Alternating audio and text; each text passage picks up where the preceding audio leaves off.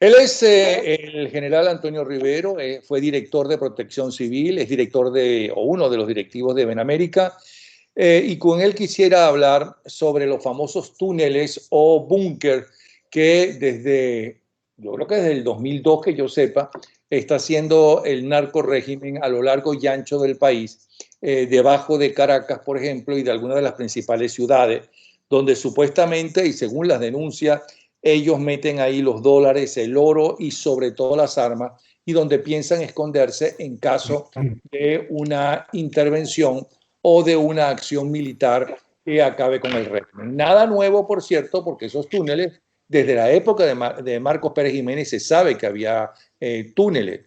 Y nada nuevo, por cierto, porque el 11 de abril más de uno salió corriendo y se escondió debajo o en los túneles que hay en Miraflores. Pero es que resulta que a lo largo y ancho del país esta gente está haciendo túneles con la ayuda, según esta información, de la gente de Hezbollah, que dicen que hay 18.000 terroristas de Hezbollah, y de la gente de Hamas, que dicen que hay 1.000 y pico, 1.500 y demás. Yo quisiera saber cuánta verdad hay de todo eso y para qué realmente están haciendo estos túneles y dónde están. Bienvenido, Antonio Rivero. Realmente, si hay algo que he tenido la oportunidad de exponer durante el tiempo después de mi retiro de la Fuerza Armada, ha sido precisamente este tema. Y te tengo que, ¿cómo se dice?, rememorar o traer a colación que en el 2010, cuando yo me fui de baja voluntariamente, en abril, van a ser ya 10 años exactamente, este mes de abril, yo denuncié la presencia militar cubana en Venezuela, que cuando me sacaron de Protección Civil, el difunto traidor, y me envía de nuevo a la Fuerza Armada, me encuentro con la presencia militar cubana allá y un proceso que se viene gestando desde el año 2007 en relación a unos acuerdos que se firmaron finalmente en el 2008 con el general Rangel Briceño.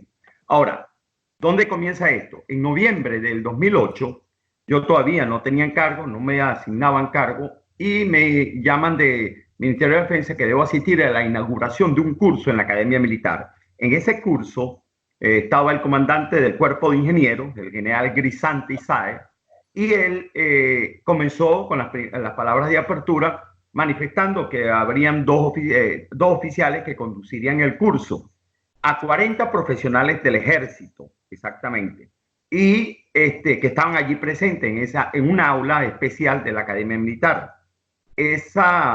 Y cuando menciona a los oficiales, señala a dos personas que se encontraban de civil a un lateral. Yo pensé que eran oficiales retirados de momento. Sin embargo, cuando termina en sus primeras palabras, el general Grisante Sáez menciona que va a darle la palabra a un coronel, Pedro Pérez, por decir. Todos los nombres de ellos a su momento eran falsos.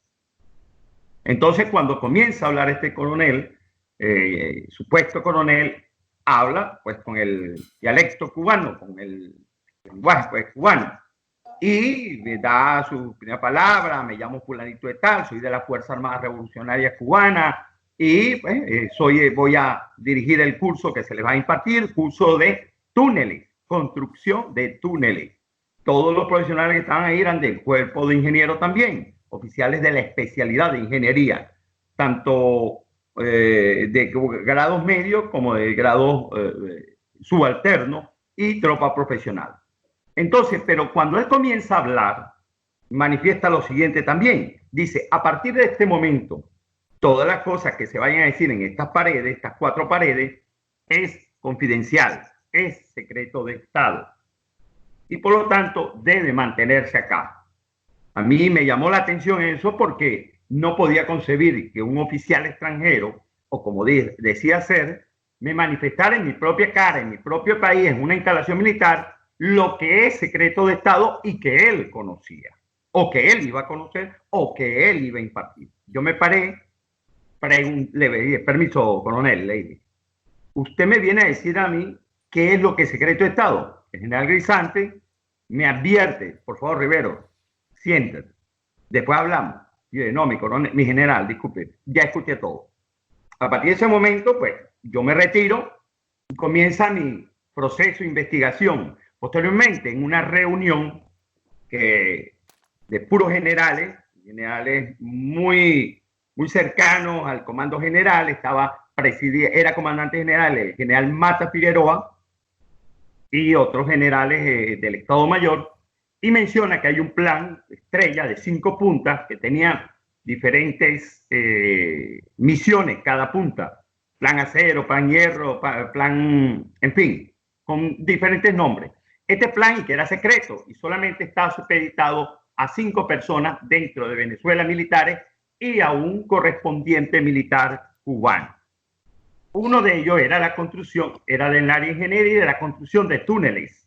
Y él hablaba de los túneles, que él había visitado Cuba, había visto Cuba y había bajado a los túneles, que eran kilómetros y kilómetros de túneles y hasta 100 metros de profundidad, porque ellos tenían la convicción de que ante un bombardeo, ante una invasión estadounidense, las bombas podían penetrar hasta 100 metros de profundidad, y eso ellos lo estudiaban y por eso construían túneles hasta esos niveles. Cosa y que por otra parte, los vietnamitas le enseñaron a los cubanos a hacer. exactamente, bajo la misma regla. Recordemos que a partir del 2006, 2007, propiamente, que Chávez comienza el segundo periodo, empieza a colocar aquel verbo de la invasión del imperio con mayor fuerza. Y, por supuesto, habla de la guerra de resistencia.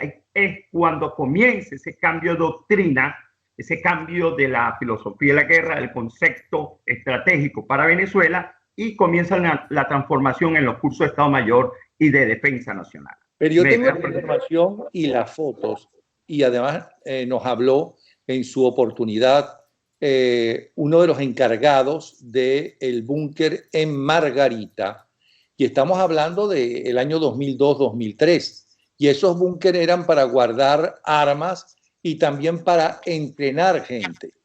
No creo que sea esa la fecha, con todo respeto. Seguro 2002-2003. Bueno, pero si era, entonces ya están construidos antes, porque te lo puedo asegurar. Si no, ya lo tenían previsto, pero las armas y todo esto se comenzaron propiamente a construir a partir del año 2008. Incluso en el año 2009, recuerda que Chávez privatizó las cabillas, la construcción de hierro, toda esa herrería, y privatizó el cemento. ¿Por qué? Esto se sabía solamente en esos acuerdos secretos, porque era la única manera de introducir en los lugares que ellos consideraban una gran cantidad de cemento y cabilla para poder hacer todos esos túneles, que, por cierto, uno de esos profesionales que estaban en esa inauguración de ese curso está aquí en Estados Unidos. ¿Quién? Se llama el teniente coronel Carlos Montiel, de ingeniería, y él estuvo en la construcción de esos túneles y fue llevado a hacer eso en distintas partes del país. Él es uno de los maestros, estuvo allí. Okay. A Carlos Montiel lo tengo en WhatsApp, en el teléfono, está escuchando nuestra conversación, y quisiera entonces que nos hablara justamente de la construcción de esos túneles. Nos está escuchando, Montiel, ¿verdad? Sí, muy buenas tardes. Gracias por la participación. Le escucho fuerte y claro. Háblenos cómo son esos túneles, y mientras usted nos está hablando de los túneles, vamos a estar viendo algunos de esos túneles. Por cierto, todo esto lo estamos haciendo para que el narcorrégimen sepa que están sumamente vigilados, que se sabe perfectamente dónde están, quiénes son, cómo los esconden, cuántas armas tienen, todo eso se sabe. Cuéntenos entonces cómo es. Ok, bueno, quiero primero simplificar que le puedo mencionar y ahí ilustramos algo, pero no, por razones estratégicas no lo vamos a manejar todo. No. Ojo, no diga nada que pueda favorecer al régimen, pero necesito que Antonio baje el volumen porque va a haber feedback, hay un poco de feedback. Ok, cuente. Ok, perfecto. Inicialmente todo se enfocó en la hipótesis de guerra más cercana, que era con Colombia, y entonces se desarrolla un proyecto para reforzar, hacer puestos de comando alterno a el estado Zulia. Estamos hablando de la red occidental. Y entonces era buscar darle a las áreas de defensa integral de las distintas brigadas, principales brigadas, un puesto de comando interno, de forma tal de que si había un bombardeo inminente, un bombardeo de artillería, etcétera, que diezmara las unidades, no se perdiera la línea de mando. Y el comando de estas unidades podía pues seguir impartiendo instrucciones desde ese puesto de comando alterno. Se fundaron unas compañías directamente a las cuales fueron entrenadas para hacer túneles de sección pequeña, que con eso se inició. Pues estos túneles de sección pequeña no eran más que eso, el puesto de comando alterno de estas unidades. Eso posteriormente, eso estamos hablando del 2009, 2010, 2011.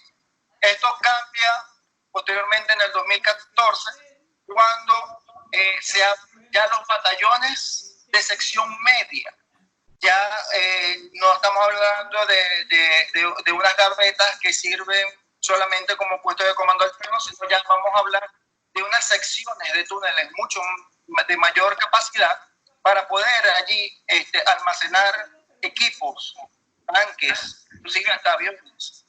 Esto, para ello se adquirió equipo que llegó aproximadamente entre el 2013 y 2014, y se dio inicio a la construcción en distintas partes estratégicamente del país a estos túneles de sección media. Yo no sé si está allí ilustrando.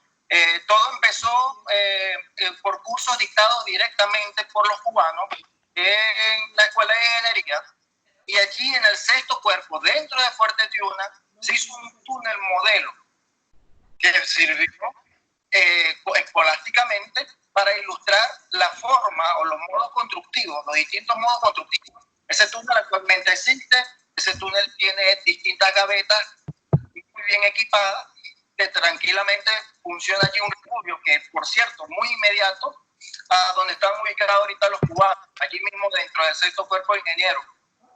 Allí tienen ellos una serie de viviendas que están aledañas sobre ese túnel. Me imagino que ese debe ser su punto más inmediato de escondite. De igual manera, se desarrollaron en los convenios que se hicieron de las varias edificaciones con los chinos, allí dentro de Fuerte Tiuna, aparte de las construcciones vistosas de los edificios, que podemos ver todo, el inicio de las nuevas comandancias, hay varias cuestiones estratégicas. Les puedo citar una organización que se hizo justamente con Casa Presidencial, con una organización para los ministros, etcétera. Allí lo más llegado que se encuentra detrás de la Escuela Ecológica. Estratégicamente, detrás de esa organización existe un búnker, que es el resguardo inmediato para el personal que se encuentra en esa organización. Todo eso pues lo manejamos perfectamente, así como todos los frentes que acometieron estos distintos batallones de ingenieros que se abocaron a hacer túneles de sección mediana. En mi experiencia particular, construí 270 metros de túneles en la base de protección fronteriza Cerro El Indio, ubicada en el Escondido, en el Zulia, entre el Escondido y la Misión de Guana.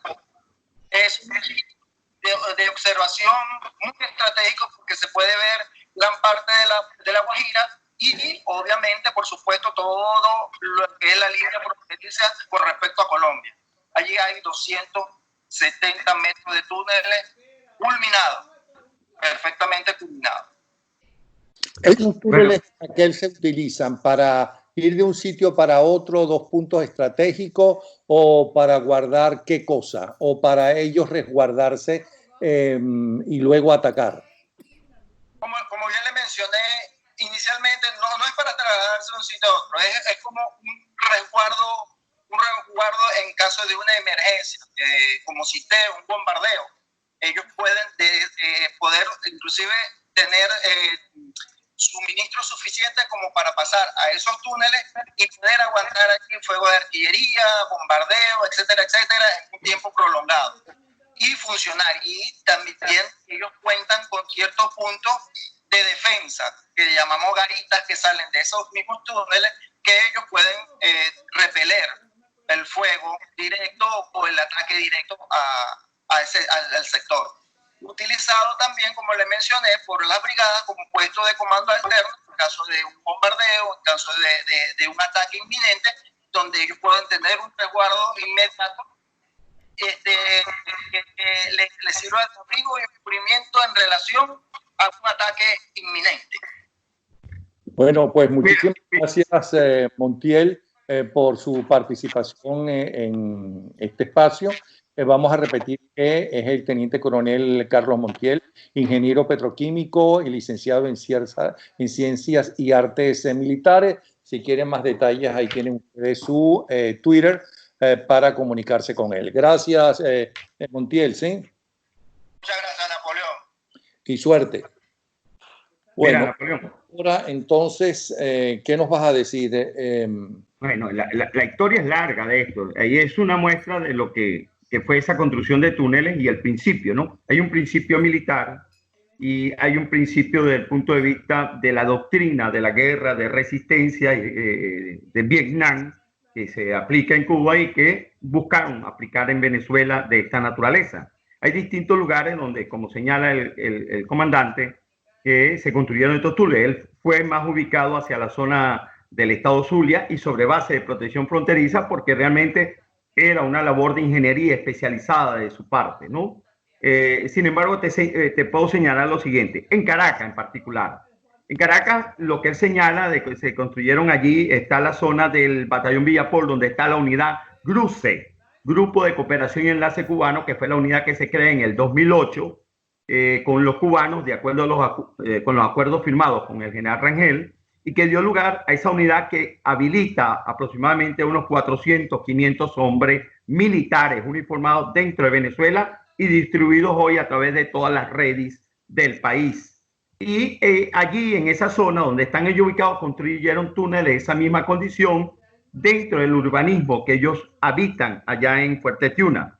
Pero también en el año 2008, cuando yo estoy allí en esa interín de esa relación descubriendo esto, los túneles de la Academia Militar, las conexiones que hay, que construyeron, como tú bien dijiste, Pérez Jiménez, dentro del patio de honor de la Academia Militar, la columnata, los próceres, todos esos túneles que anteriormente estaban inhabilitados, fueron habilitados, fueron retomados. Incluso en la Academia Militar, los sótanos o túneles que están allí tenían problemas de filtración por el nivel freático. Todo eso fue tratado con los cubanos y habilitados ahora para establecer comando. También en la Comandancia General del Ejército, también en el Ministerio de la Defensa. Todo eso lo recorrimos con los cubanos. En su momento, eso fue lo que provocó el rechazo y que me sacan de Caracas y me envían a la frontera a un cargo de segundo nivel, segundo comando. No me dan comando, sino me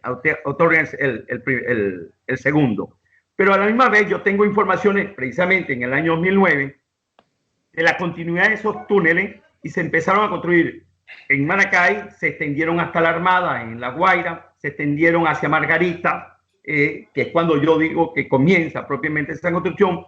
Y a partir de lo que sucedió en el Maracay, la explosión de Cabín, aquí se da muestra de lo que se estaban construyendo en esa zona. ¿Para qué? Para guardar precisamente los llamados polvorines.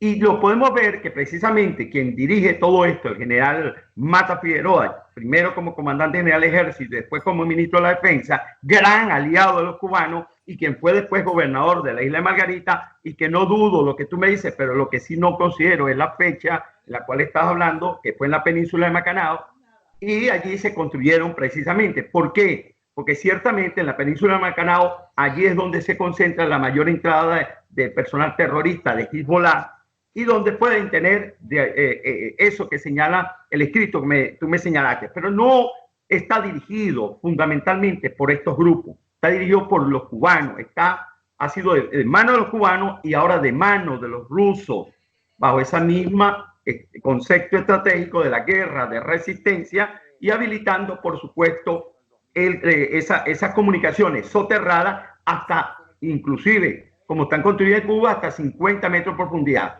Después se construyeron en en otras partes del país, se han ido construyendo, ha habido obstáculos por la situación de la crisis, y en segundo orden también se ha habilitado en Caracas, que es donde está el movimiento precisamente del usurpador, del tirano Nicolás Maduro. Utilizan los túneles del metro de Caracas, inclusive las topas del metro de Caracas fueron utilizadas también para hacer túneles de esta naturaleza. Sabemos que en Miraflores se comunican los tres palacios entre sí por túneles, no son nuevos, los túneles son viejos. Y también desde Miraflores se comunica incluso hasta, creo que la Plaza Capuchino, que Maduro, para salir de Miraflores, incluso de noche, utiliza esos túneles, lo llevan a una estación y se moviliza a través de vagones del metro cuando paralizan todas las operaciones, y de ahí lo llevan a Fuerte Tiuna o lo llevan a San Bernardino, donde tiene otro de los puntos de resguardo fulano tirano. Entonces, es una historia de todos estos túneles, algunas fotografías, algunos han salido. Yo tengo en mi poder ahorita unas fotografías que acabo recientemente de recibir de la casa de unos funcionarios de casa militar, de unos militares que extrajeron, me la hicieron llegar a través de fuentes de inteligencia, que se las quitaron porque fueron detenidos. Ahorita se encuentran, por cierto, desaparecidos. Tienen más de 10 o 15 días desaparecidos, que no se sabe dónde están estos militares, por cierto. Deben estar sufriendo las peores torturas en los actuales momentos. Tengo la fotografía de ellos, tengo la fotografía donde ellos se tomaron fotografías con las coordenadas geográficas, donde están ubicados esos búnkers. ¿Podemos ver esa fotografía? No podemos ver por las condiciones de seguridad que están allí. Así como tú mismo dijiste, están inclusive los sistemas de armas. Puedo mostrar a grosso modo, inclusive la fotografía, tengo la fotografía de los militares que están, como dice, desaparecidos. Estos militares están, los familiares creo que los tienen contenidos de las denuncias, le dicen que están bien, pero hasta ahora no se sabe de ellos desde que desaparecieron de sus propias unidades. Te voy a hacer un pasaje de ello, no te lo puedo mostrar con detalle por las razones propias de lo que no me permiten los organismos de inteligencia, que las fuentes de inteligencia que me lo hacen llegar por razones propias de su seguridad. Y por supuesto hay personal más involucrado que está realizando operaciones como esta, que despiertan definitivamente la cacería de estos carápulas que rigen o que tiranizan el gobierno en los actuales momentos. Tengo por aquí, y puedes ver, te voy a citar, por ejemplo, aquí una fotografía. No nos muestres nada que pueda comprometer a alguien. No.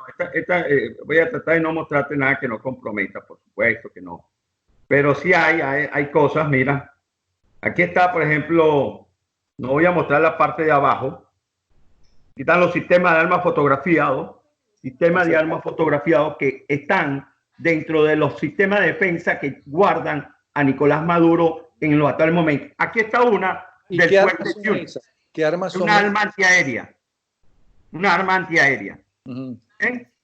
Dentro del Fuerte Tiuna, no sé, tú llegaste a ver aquella casa del ministro de la Defensa que construyeron. Bueno, más arriba, aproximadamente a unos 500 metros, hay una nueva casa construida para Nicolás Maduro.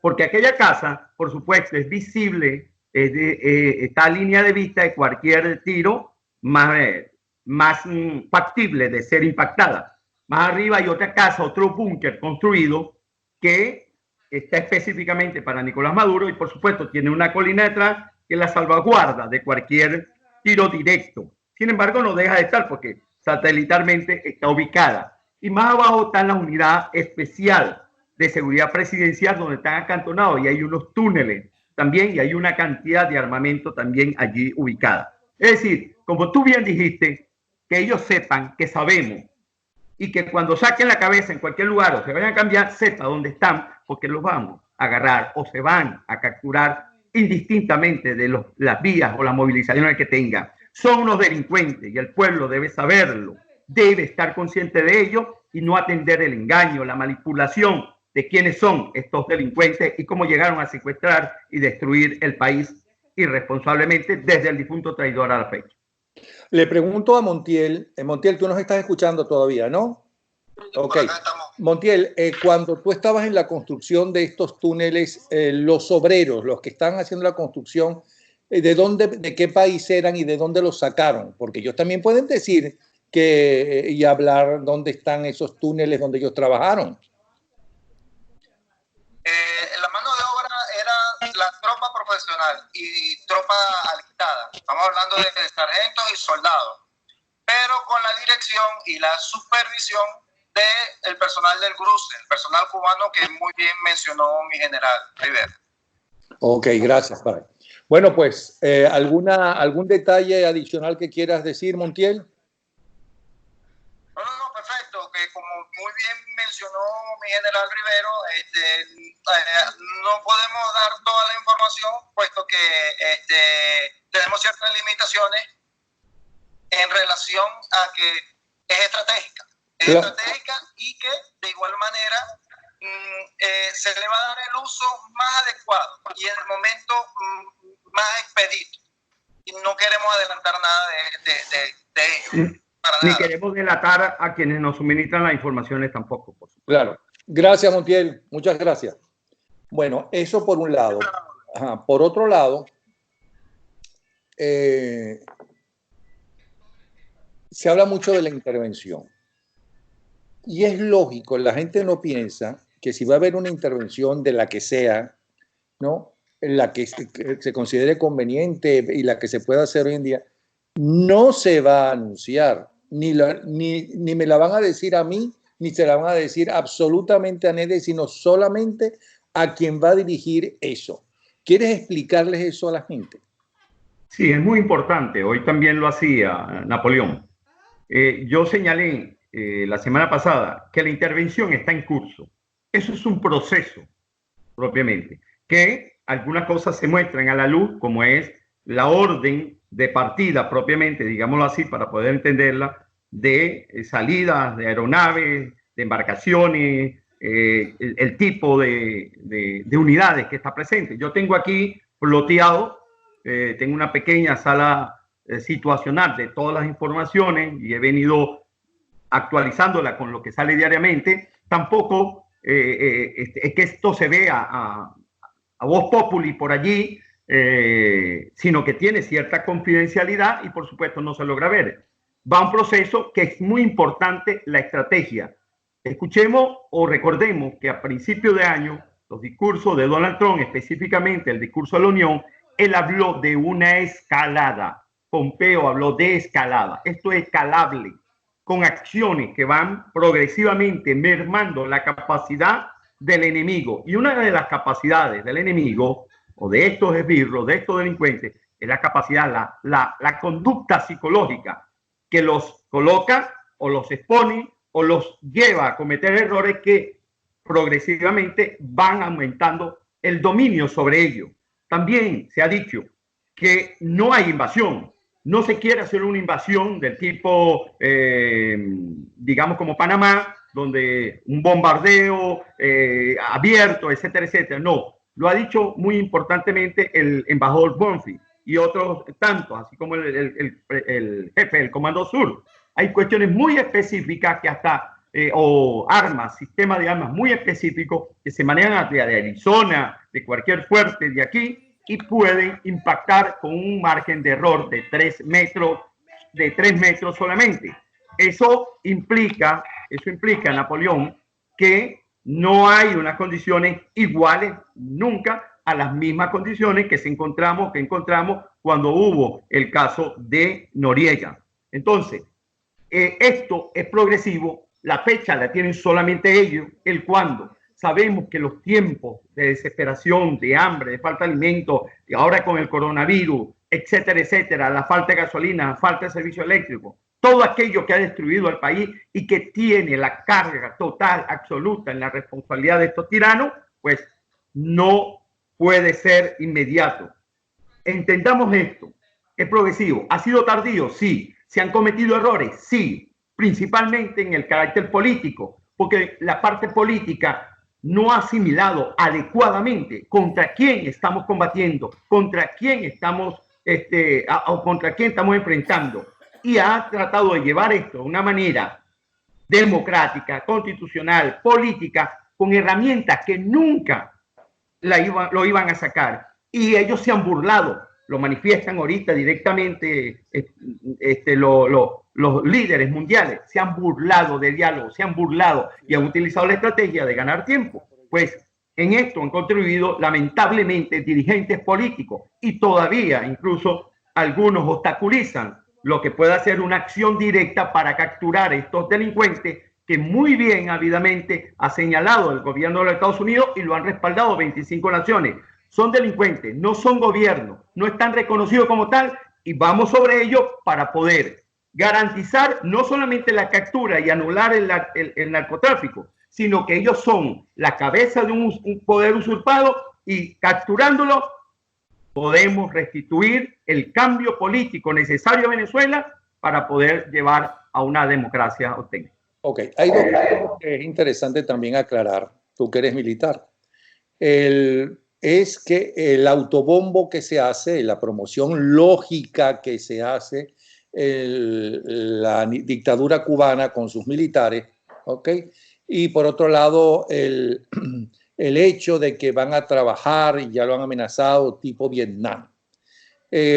Hablando con Ángela Sago me decía, mira, tipo Vietnam no lo van a hacer porque es un fracaso, porque además los vietnamitas, ¿no?, estaban luchando, el pueblo vietnamita, el pueblo no estaba luchando porque permaneciera un régimen dictatorial o no, comunista o no, estaba luchando por su territorio que había sido invadido por los franceses y los franceses le dejaron el muerto a los norteamericanos.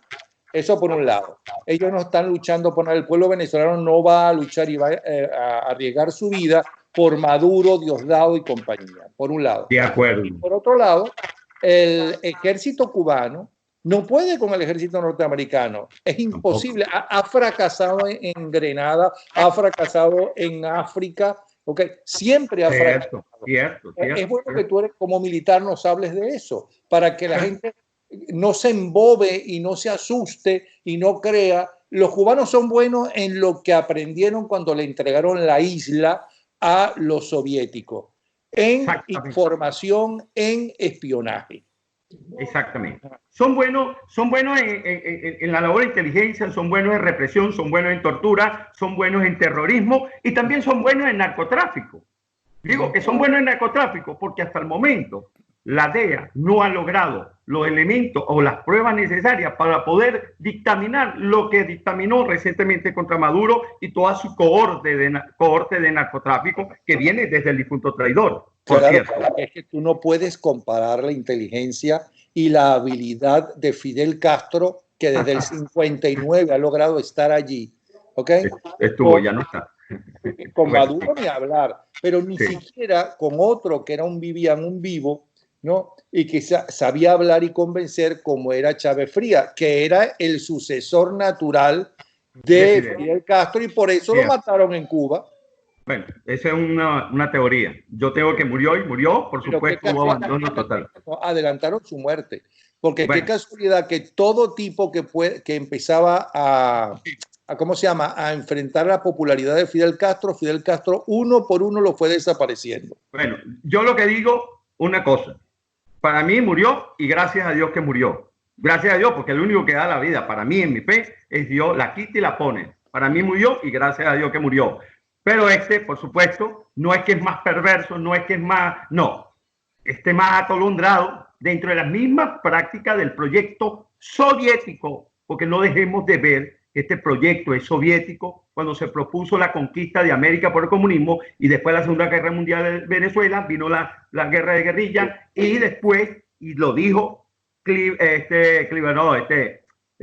¿cómo se llama? Este famoso guerrillero que lo conoce, fue profesor de la ULA, ingeniero, lo debe conocer Ángela, siempre lo digo, que fue asesor, mentor del MBR y de Chávez, que fue de los que catequizó, ideologizó a esos oficiales que Douglas Bravo. No, de Douglas Bravo no, que fue ingeniero y profesor en la Universidad de los Andes. Bueno, ya recordaré el nombre. Un momentico, eso es otra cosa que vamos a aclarar.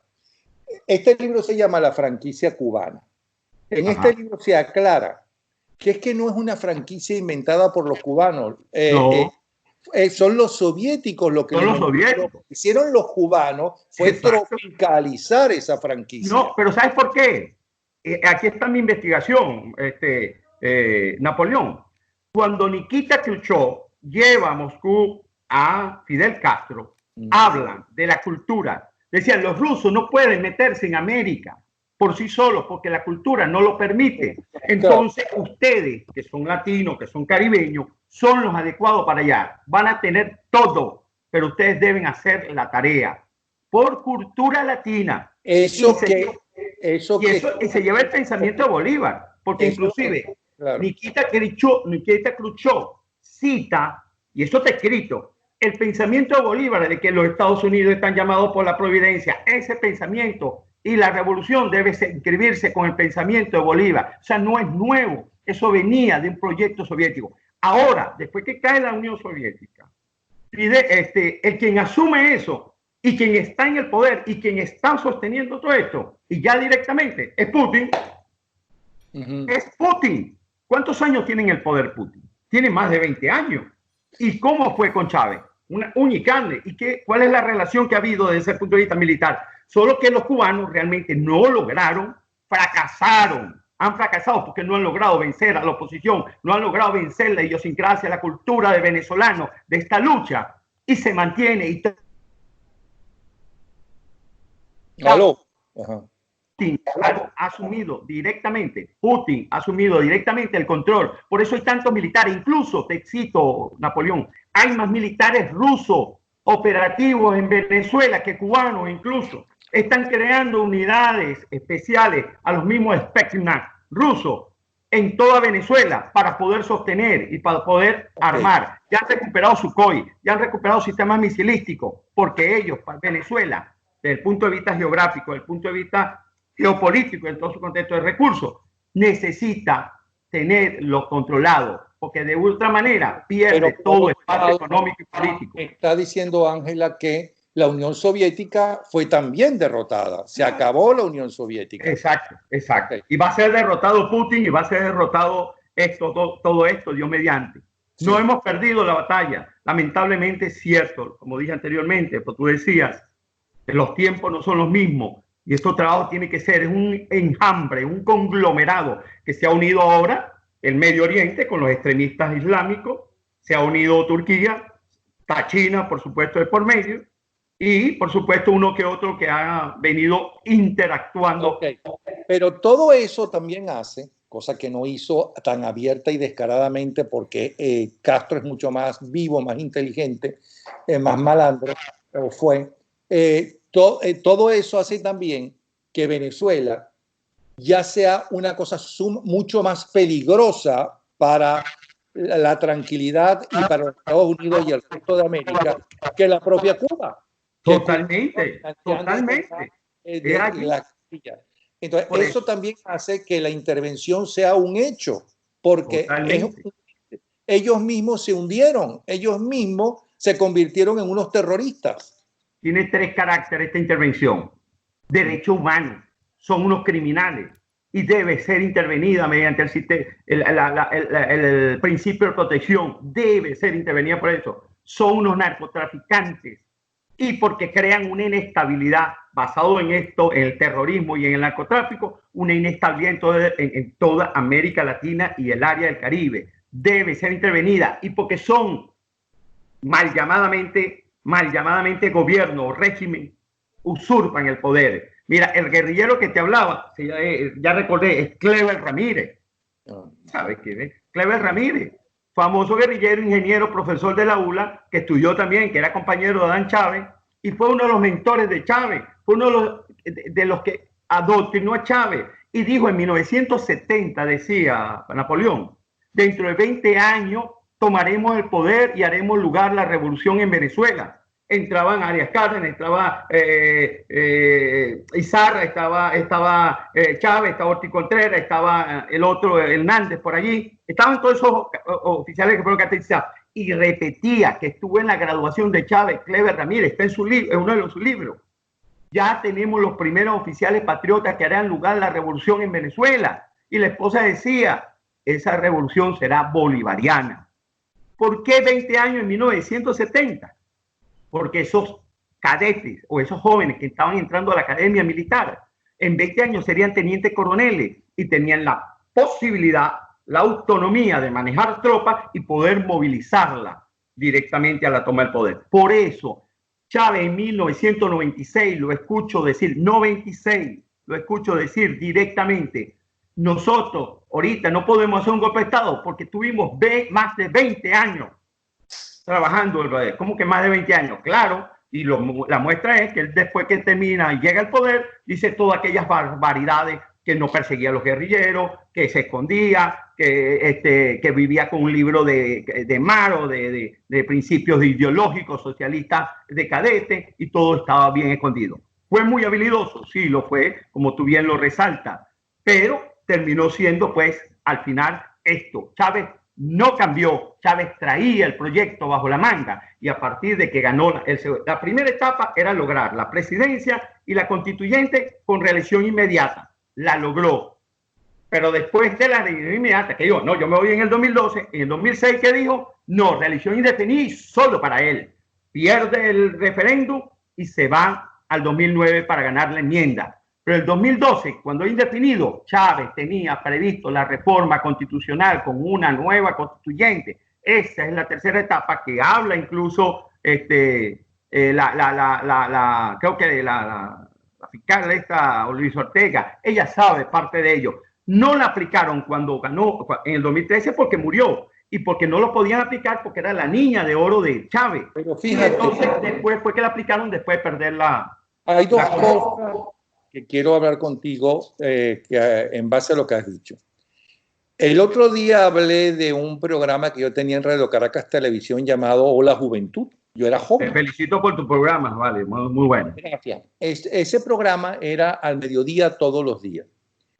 Y a ese programa, el ejército, para convencer a los muchachos, porque yo había hecho una semana en contra de que obligaran a los muchachos que no querían ir a hacer servicio militar, entonces el ejército pidió lo que ahora se llama derecho a réplica, y fue un militar diferente para cada día, de lunes a viernes. Y uno de esos días, el militar que ellos mandaron fue Chávez Frías. Y Chávez Frías en ese momento no debe ser que estaba bien entrenado, porque por las cosas que yo le preguntaba y él me respondía, yo llegué inclusive en el aire a decirle, pero usted lo que está es conspirando. Eso me lo recordó Chávez mucho tiempo después, cuando era candidato, porque yo ni sabía, ni conocía a Chávez, ni recordaba esa entrevista. Me acordaba de él. ¿Okay?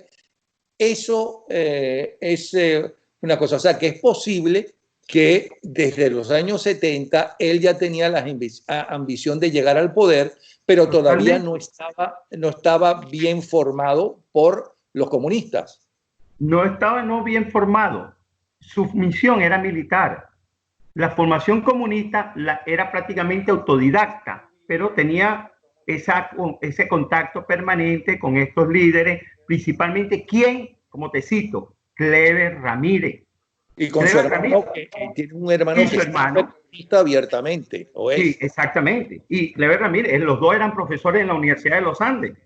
Clever Ramírez murió después que prácticamente cuando él ganó, pero lo dice, él fue el mentor del MBR, fue el creador del MBR 200 prácticamente. Ahora, él engañó a todo el mundo porque fíjate, él vivía y quien lo llevaba a los diferentes grupos conspirativos se llama Irma Markman.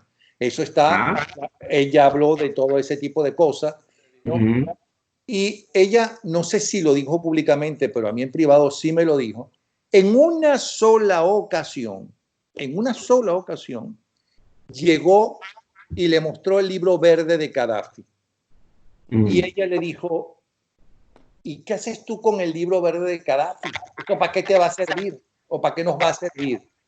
Y nunca más habló de Gaddafi, o sea, lo mantenía oculto. Pero en una, ella se entera ahora, después de razonar qué pasó, porque es que engañó a todo el mundo, engañó a su compadre, engañó a Urdaneta, imagínate tú, engañó a su mujer, que era Irma Marzo. ¿Okay? Fíjate, él en un momento dado se equivocó porque iba aparentemente unas conspiraciones donde no llevaba a Irma Marshman, no le pedía que le llevara a Irma Marshman, que eran las conspiraciones con la extrema izquierda. Y esto lo digo contado por Irma Marshman, porque en una de esas invitaron a una de esas conspiraciones a uno que no pertenecía a la extrema izquierda. Y esa persona, cuyo nombre no me acuerdo, que era un profesor, le fue a decir a Irma Marshman, mira Irma, ¿en qué está Hugo Chávez? Porque él estaba conspirando con Hugo Chávez, pero no para poner un estado comunista o socialista o extremista o una dictadura, sino por todos los cuestionamientos que la sociedad venezolana le tenía a la dirigencia de ese momento. ¿Okay? Claro, entonces, buena parte de la sociedad o la mayoría. Entonces, Irma Marshman, cuando llega Chávez, le dice a Chávez, le pregunta a Chávez, mira, ¿con quién te estás reuniendo tú? Porque vino fulanito de tal, ¿no? Y me dijo que lo citaste a un grupo de con fulanito, fulanito y fulanito. Entonces que Chávez le dijo, ese es un traidor mentiroso. Pero que no pasó una semana cuando en un accidente un automóvil sin querer lo atropelló y lo mató. Exactamente. Sí, yo supe de ello. Accidentalmente, sí. Bueno, hay muchas cosas que de ello. Para mí es antecedente. Esto es un devenir histórico.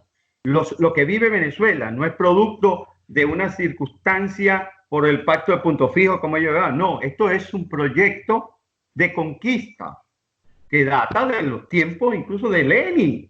Otra cosa.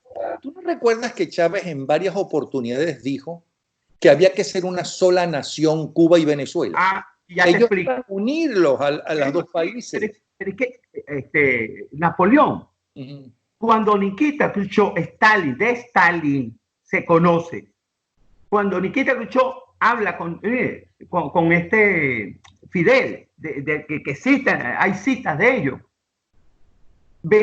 Suramérica está llamada a ser la URSS, la Unión de Repúblicas Socialistas Suramericanas. Esa era la visión. Y la UNASUR termina siendo el concepto de esa URSS. Lo que pasa es que Chávez, por supuesto, no se le ocurre semejante barbaridad después de la caída del muro de Berlín, después de haber caído el bloque soviético. Pero eso era lo que estaba en el proyecto. Y eso es lo que maneja actualmente Putin desde ese objetivo de la antigua KGB y todo el trabajo que hicieron proyectado hacia Sudamérica. Brasil en 1930 al 35 vivió movimientos militares auspiciados desde Alemania y desde Stalin, desde cuando se unió Stalin con Hitler para conquistar América, porque Sudamérica, ya que no pudieron en Estados Unidos, porque Brasil la llamaron la Rusia de América. ¿Por qué? Porque Brasil, grande extensión, territorio, poder, tenía países satélites alrededor como la Unión, como Rusia, y se conformó eso. De allí viene ese concepto. Y por eso, claro, en Brasil habían los federales y le dieron por la cédula a todo eso comunista. Allá en los años 34, 35, hubo movimientos como el porteñazo, el caprupanazo. Busquemos la historia para que veamos esos movimientos.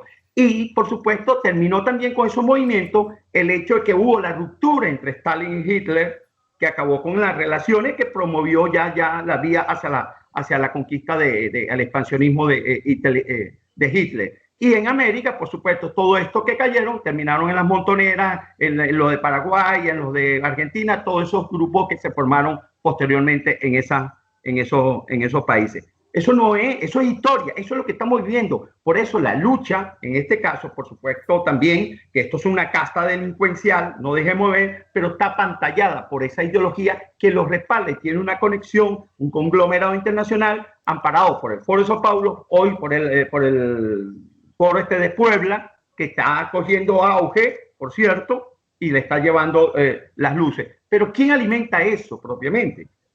Putin. Sigue siendo Putin, sigue siendo Rusia y por supuesto con su aliado chino en los actuales momentos no deja de estar presente. Bueno, pues muchísimas gracias, general Antonio Rivero. Como ustedes saben, fue director de Protección Civil, hoy es uno de los directivos de BenAmerica.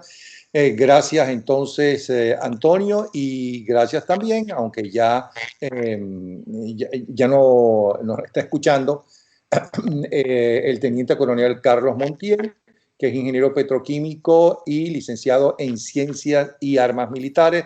Los dos han estado en este programa. ¿Alguna cosa? No vamos a parar, no vamos a parar, Napoleón, no vamos a parar. No es pedir paciencia, no es pedir calma, pero lamentablemente hay que pasar tiempo. Perdona que me ría, yo decía, no vamos a parar, pero usted quiere seguir hablando, ¿cómo que no vamos a parar? No vamos a parar en la lucha, no vamos a parar en la lucha, por favor. Aquí, Napoleón. Bueno, un abrazo, Antonio. Que Dios lo bendiga. Hasta luego.